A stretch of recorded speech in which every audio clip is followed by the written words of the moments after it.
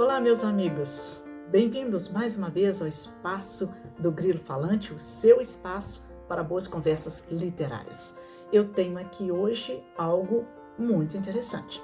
Aliás, eu tenho trazido agora, diversificando um pouco a abrangência dos gêneros, dos títulos que eu venho trazendo, porque quase consecutivamente eu trouxe romances contemporâneos, clássicos, mas tenho falado, como falei no momento anterior, sobre contos. Convido vocês a assistirem, a darem seu joinha, a fazerem comentários para nos ajudar. Muitos vídeos aí interessantes que estão à espera de vocês. É muito importante essa colaboração para que o canal seja divulgado, encontre novos amigos literários. Bom, mas vamos à questão. Eu ainda não falei, embora tenha muitas e goste muito de biografias. E agora, particularmente, motivada aí por um estudo mais sistemático com um grupo de amigos, um deles, Ilustra Clô, que eu convido vocês a conhecerem no Instagram, um espetáculo de trabalho em termos de charges, de ilustração, uma coisa maravilhosa. Conheçam o Ilustra Clô.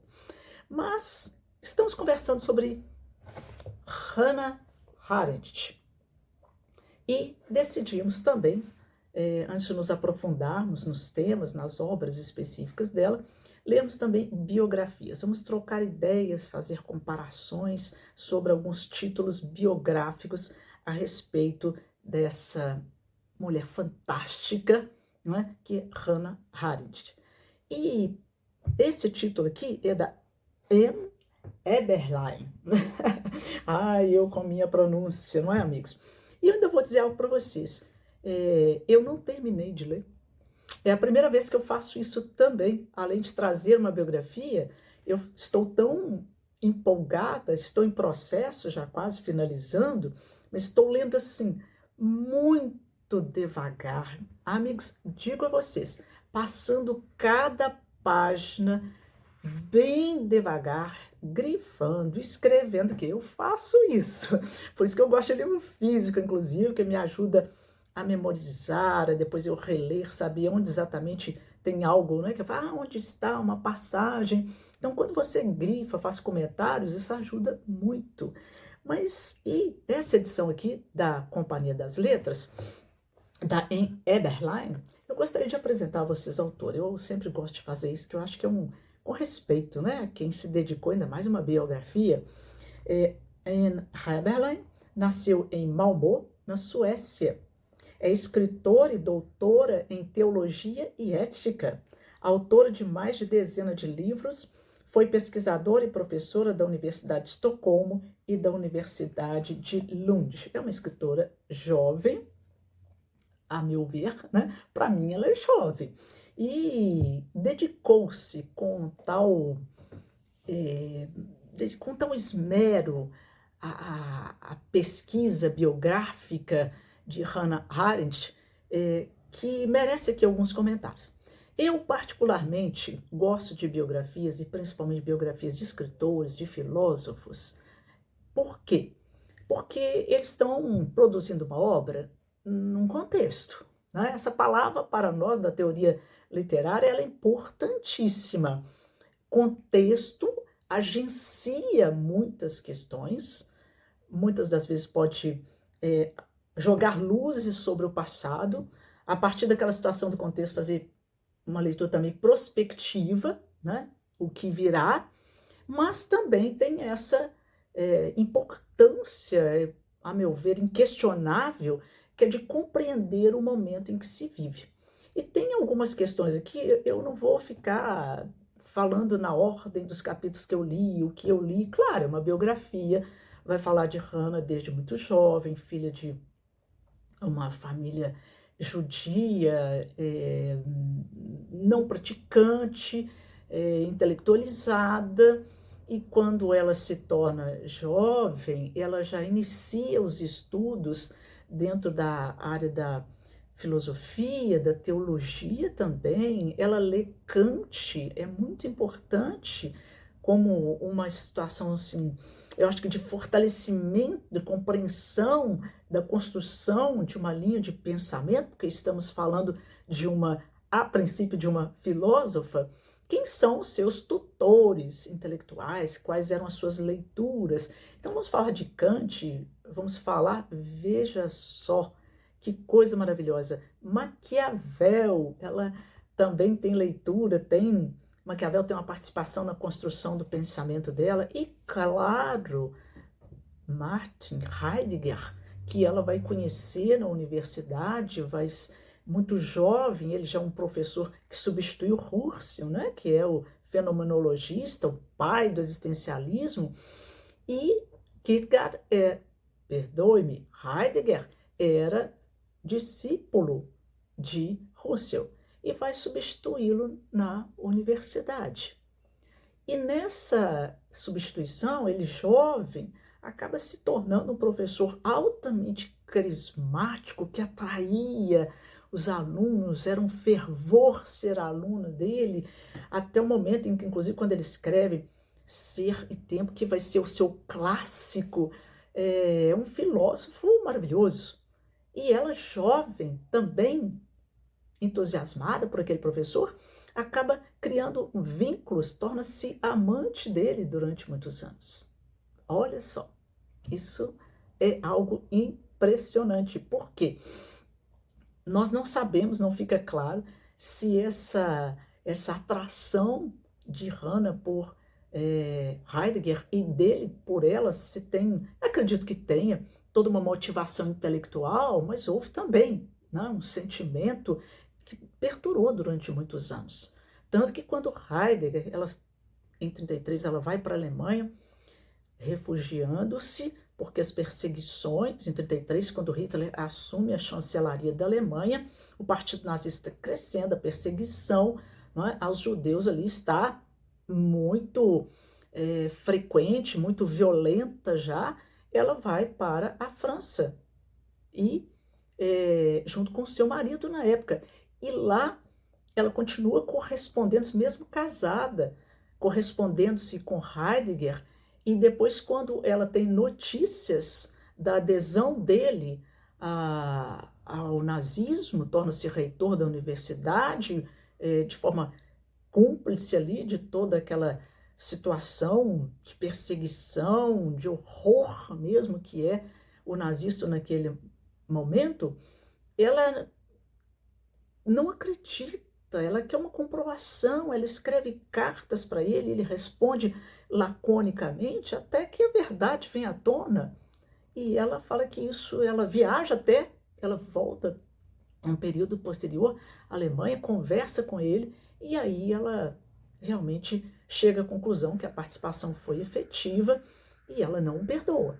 Mas, veja bem, Hannah Arendt, ela se dedica inicialmente à filosofia, e quando há essa ascensão do partido nazista, ela frequentava meios intelectuais de alta refinação, inclusive por influência de Heidegger mesmo, e ela percebeu num certo momento que havia muita discussão, muita polemização, mas não havia uma prática de resistência àquele processo. E por isso chega um momento que ela vai falar que ela não se via mais como filósofa, mas como política. E é como política que ela vai escrever já no exílio nos Estados Unidos. Ela deixa seu país, seus afetos, sua língua, suas relações, né, profundas de amizade que ela construiu, e todos a respeitavam muitíssimo como intelectual, como mulher, sempre muito carismática, dizem aqui as biografias, que era uma mulher muito bonita, e ela constrói, vai ter os elementos necessários para construir o seu clássico, né, que é considerada a obra filosófica mais importante ali do século XX, que é Origens do Totalitarismo. Então nós temos aqui uma jovem escritora que começa a sua carreira, inclusive ali sob a influência de Heidegger, lendo Santo Agostinho e construindo toda uma reflexão sobre o amor em Santo Agostinho.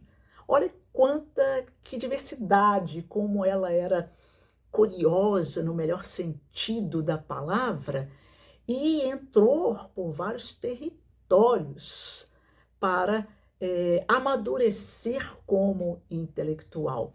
Nesse sentido, eu gostaria de mostrar para vocês aqui, quando ela fala da juventude dela, só um trechinho. Ela fala: vejo minha própria juventude repetida nela. Quando ela fala o que me deixa triste em relação às pessoas, ela vai seguir o mesmo caminho de lágrimas que eu. Isso é Marta falando dela, de Hannah, quando jovem. Marta é mãe de Hannah, que inclusive quando ela vai, Hannah passa por aqueles locais já de recolhimento, né, das mulheres, dos homens judeus, que depois seriam encaminhados para os campos de concentração. Ela passou por essa experiência também, ela chegou a ser presa.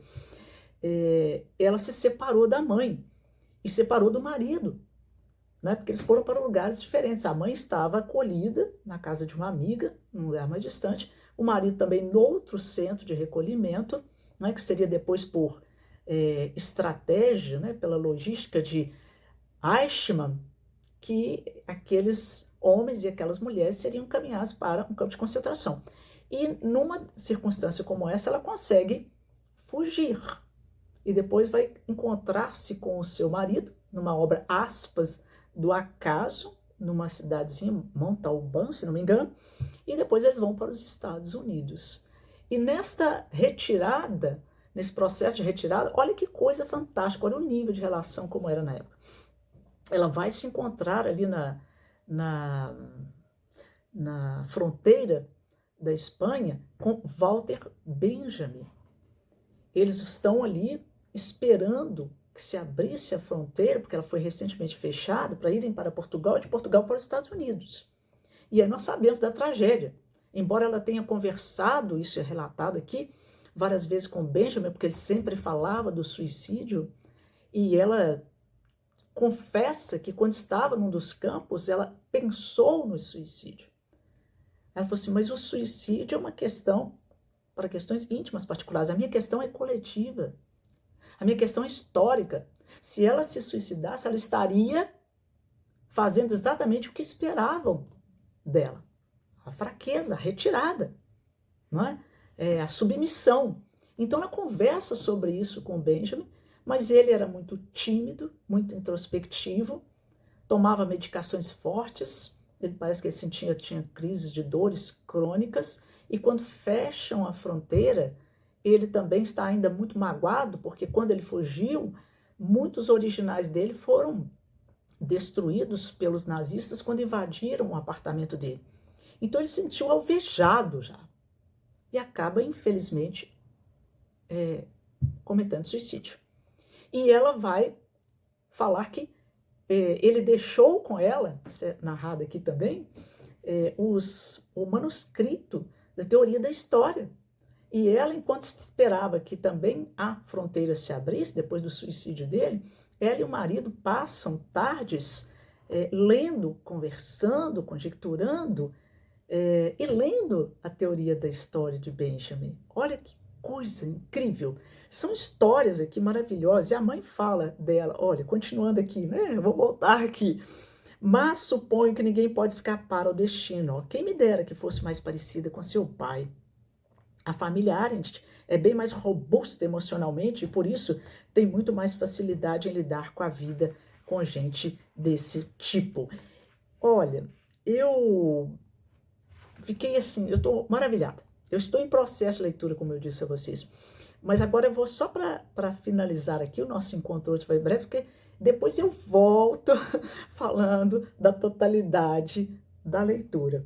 Ela fala do último momento que ela viu Heidegger, né, antes de sair para o exílio. Fala, a última vez que Hannah vê Martin, antes de romper com ele, e mais tarde ser forçada a fugir da Alemanha, acontece um dia depois de ela e Günther o terem recebido, que é o primeiro marido dela, recebido em sua casa em Berlim. Martin e Günther vão pegar o trem juntos a Freiburg e Hannah parte para a estação a fim de conseguir um último vislumbre de seu amor. Olha a cena. Martin Heidegger, não seu marido Günther. No entanto, o encontro com Martin na estação não acaba sendo o que ela quer, levando-a a entrar em pânico ao perceber que ele não a reconhece. Bom, Que coisa, né? Ela estava fugindo, ele foi à estação para se despedir dela e acabou que ele não a reconheceu. Não fica muito claro aqui a natureza desse não reconhecimento, mas a grande questão aqui, veja, ela estava acompanhada de Gunther, do marido, mas ela fala ali, ela não foi se despedir dele, ela foi se despedir de Martin, o seu grande amor. É uma história belíssima, é uma biografia de uma grande mulher, de uma coerência, e quebrou um pouco uma imagem que eu tinha pela natureza da obra dela, pelo tempo em que ela viveu e produziu a sua obra, que ela fosse alguém mais sisuda, mais introspectiva. E como a capa, que essa capa foi muito feliz aqui nesta edição, né? Arendt, Entre o Amor e o Mal, uma biografia, editada pela Companhia das Letras, eu achei essa imagem aqui dela muito feliz, porque é como ela era. Ela era pensativa, ela era resoluta, ela era corajosa. A arte do pensar, como ela fala, o grande problema das pessoas naquele momento, ali naquele contexto dela, é que as pessoas pararam de pensar. Isso é uma marca dela, né? Do incentivo do pensar. Mas essa imagem dela aqui, com um pouco desse sorriso, meio descontraída, é como ela era. Apesar de todas as dificuldades, apesar do tempo em que ela viveu, das perseguições que houve, ela era mais descontraída. Olha, eu não vou trazer muita coisa hoje, até porque eu quero ver como se desdobram os fatos, né?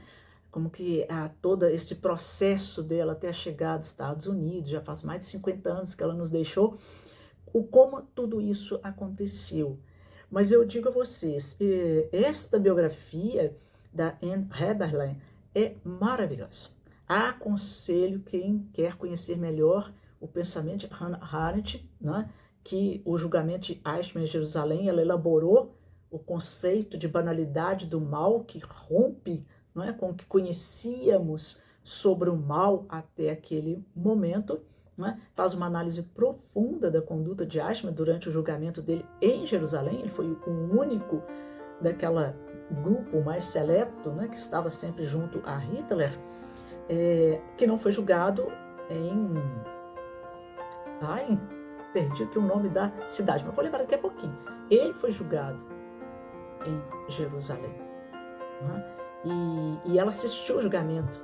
Ela saiu dos Estados Unidos, foi a primeira vez que ela voltou a Jerusalém e assiste o julgamento, e depois ela escreve essa obra colossal que é Eichmann em Jerusalém e elabora aí o conceito de banalidade do mal, que é outra obra fantástica dela. Tá? Eu vou ficar por aqui nesse momento, deixo vocês com esse convite e estreio aqui essa questão porque eu estava tão impactado, estou tão impactado pelo processo de leitura que eu decidi dar uma paradinha e conversar com vocês. Depois eu vou continuar. Aliás, não vai demorar não, vai ser em breve. Um abraço, até o próximo encontro.